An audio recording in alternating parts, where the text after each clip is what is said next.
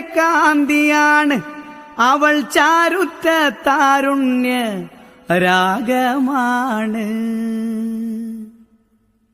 ചെമ്പകപ്പൂമേനിയാണ് ചന്ദനത്തളിലാസലളിതം.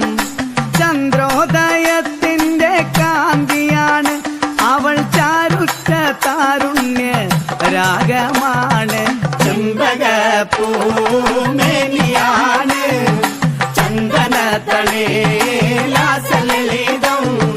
ചന്ദ്രോദയത്തിന്റെ കാന്തിയാണ് അവൾ ചാരുറ്റ താരുണ്യ രാഗമാണ്.